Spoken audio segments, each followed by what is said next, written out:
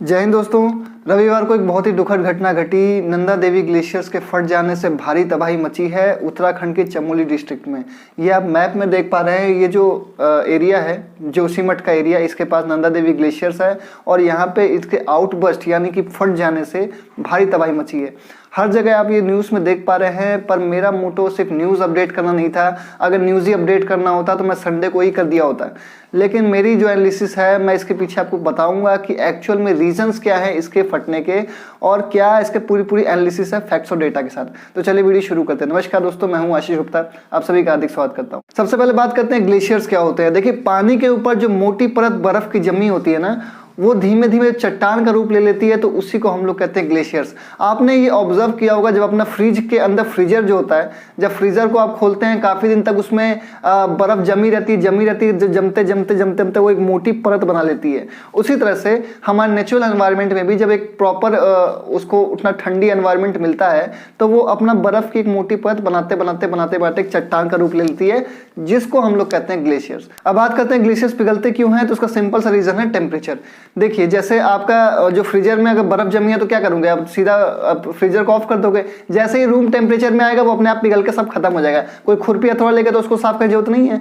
तो उसी तरह से ग्लेशियर्स भी पिघलने का मेन रीजन होता है वो टेम्परेचर होता है।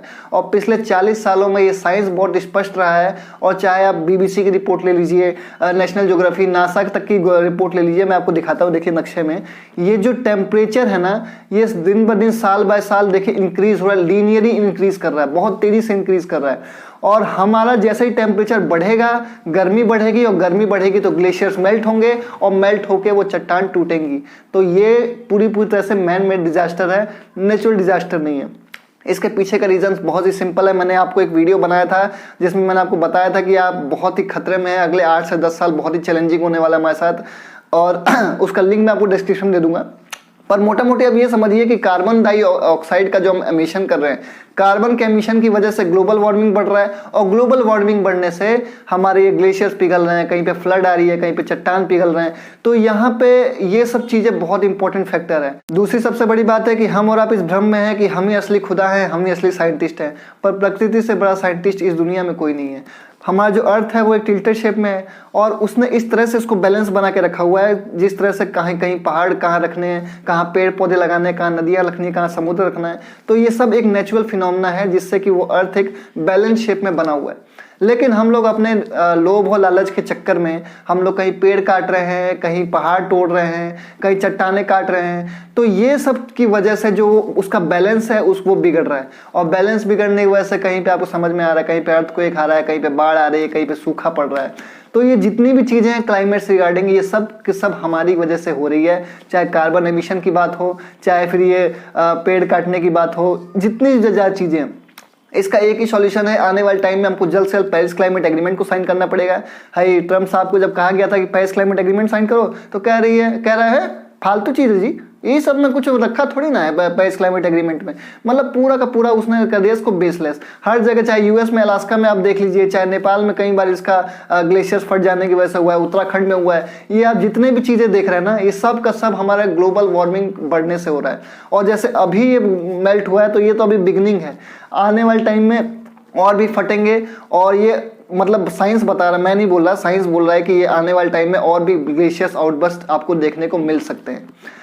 तो ज़्यादा से ज़्यादा हमको पेरिस क्लाइमेट एग्रीमेंट साइन करना पड़ेगा। और इसके बारे में मैंने एक डिटेल एनालिसिस आपको ऑलरेडी बता रखी है, उसमें मैंने आपको कंप्लीटली बता रखा है कि ये कैसे CO2 एमिशंस बढ़ रहे हैं और कौन सी कंट्री ज़्यादा एमिट कर रही है। उसका लिंक मैं आपको डिस्क्रिप्शन में दे दूंगा, वो आप एक बार जरूर देखिएगा उस वीडियो को। अब ये ग्लेशियर फट गया तो हम रोक पाए क्या इसको? नहीं रोक सकते, आगे भी नहीं रोक पाएंगे अगर हम लोग इसको सीरियसली नहीं लिए तो दोस्तों ये पूरा का पूरा वीडियो था। बाकी न्यूज़ वगैरह में आप देख ही पा रहे हैं, 8 बॉडीज रिकवर हुई हैं, 125 मिसिंग बताए जा रहे हैं। पर अभी जो CM त्रिवेंद्र सिंह रावत हैं, उन्होंने ट्वीट करके बोला है कि आप कोई वीडियोस मत दिखाइए, पुराने वीडियोस हो सकते हैं मिसलीड कर सकते हैं। और मैंने भी जो वीडियो दिखाया ये न्यूज़ मीडिया से लिया गया है, पर अभी पैनिक कहीं जरूरत नहीं है, रेस्क्यू ऑपरेशन चल रहा है और धीमे धीमे जो ऋषिगंगा पावर प्रोजेक्ट का जो काम चल रहा था, इसमें 125 जो लोग मिसिंग थे, वो धीमे धीमे उस पर रेस्क्यू ऑपरेशन चल रहा है और निकाले जा रहे हैं उसमें से। तो अभी पैनिक करने की जरूरत नहीं है, बहुत घबराने की जरूरत नहीं है, हिम्मत से काम लीजिए।